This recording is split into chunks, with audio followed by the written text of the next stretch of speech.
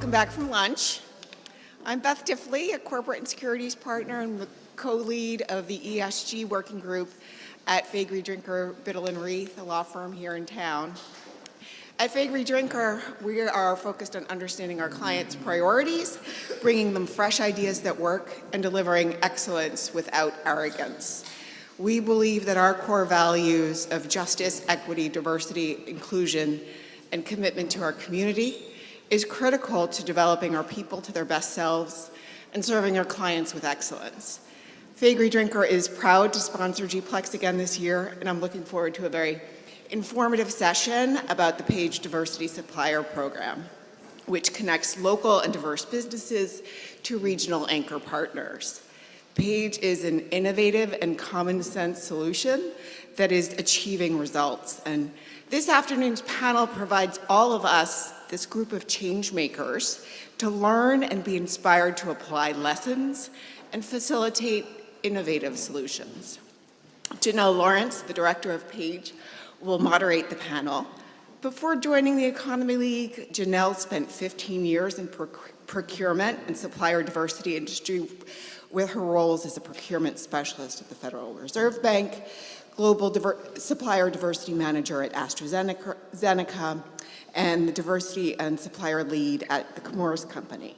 She holds a Bachelor of Science in Administration from Villanova and an MBA with a concentration in entrepreneurship and innovation from Drexel University. Take it away, Janelle.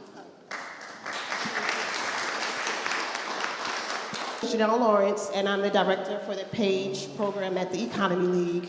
And PAGE stands for Philadelphia Anchors for Growth and Equity.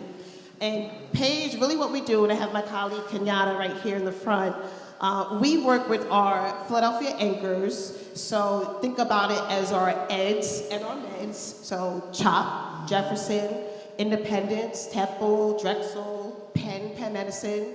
We work with their folks either in procurement or supplier diversity. And we really try to get them to spend more of their procurement dollars with our local Philly businesses and our local Black and brown and small businesses. So we try to come up with solutions to really kind of combat some of the problems, the institutionalized barriers that our Philly businesses face in trying to enter into these institutional supply chains. So that's really what we do, at Page. Page has been, I don't know if we would be where we are right now without Page's involvement, their recommendation. So I think that hearing firsthand this person, and Janelle, if I can turn the tables back on you, you didn't just recommend Pat, like you knew Pat and you had worked with Pat, and we had had several conversations about Pat. You weren't in the conversations, but we were talking about you in our monthly meeting. So I feel like Paige, you guys were almost as invested in this relationship as you guys and as CHOP was. So it was just really nice how it came together for us, and we're very appreciative of your support. Thank you. Awesome, thank you. But as you just heard, he's also advocating for us externally from IBX, and he has IBC's permission and approval and budget dollars to do so. When does that happen, business owners? So that is a dual side of benefit that I've derived. And just getting to know Chuck and Chuck's boss, John, and others within the organization and their commitment to the community. His CIO is spearheading the American Heart Association Philadelphia Walk in another week or so. And I appreciate that level of commitment, not to just growing our own organization and stakeholder value, but what are we doing? What impact are we having in the community in which we live, work, and have our being? What we get from a business perspective is that I'm directly responsible for the diverse spend for the family of companies, and her impact directly reflects on my goals, like to increase spend with Black and brown businesses, at Independence. So her success is our shared success. And another piece that is helpful is we had a conversation around access to capital related to Avis's business and the challenges around that. And we were talking back and forth, and as a result of that conversation, it was a business conversation, but also more personal, because I could really feel how, she puts money out for hardware to an OEM, and then resells it to us, and then we pay her in what used to be 45 days. And so I had the discussion with my leadership, did an analysis with our investment folks. I'm happy to report we changed payment terms for all diverse companies to immediate as a result of that conversation. So thank you. So what happened, that was a conversation with Avis, didn't know I was thinking about that. I'm like, wait a minute, what's our cost of capital? We're an insurance company, we have a lot of money. It's not that much. I did an analysis, presented it. I didn't even have to go to a meeting. My boss just said approved. And I said, I'm going to mention that in the meeting today. Are you sure I'm not going to get in trouble? He goes, yeah, you're good to go.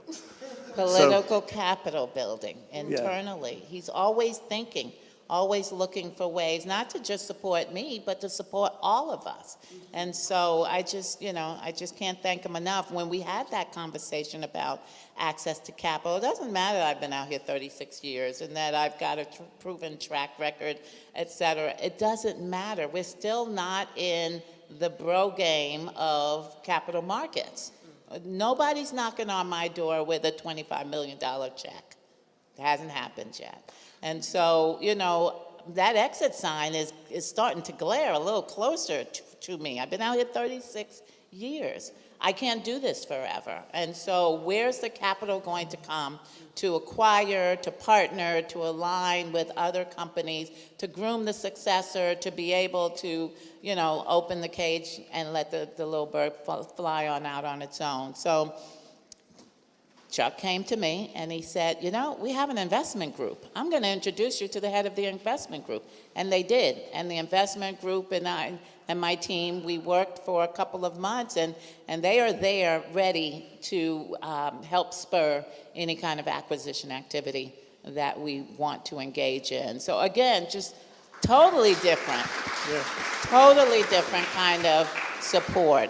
But if it wasn't for Janelle and Kenyatta, and the access that they're giving me to a broader Philadelphia marketplace through Chuck, because they were guests at this networking group one time, and it's incumbent upon us to continue the dialogue and to grow and strengthen relationships. I can't just sit back and expect Chuck to do it all. He has a day job. And so my advice is when somebody opens the door a crack, just work as hard as you can to kick it open fully and bring as many people as you can along with you. Yeah. Absolutely.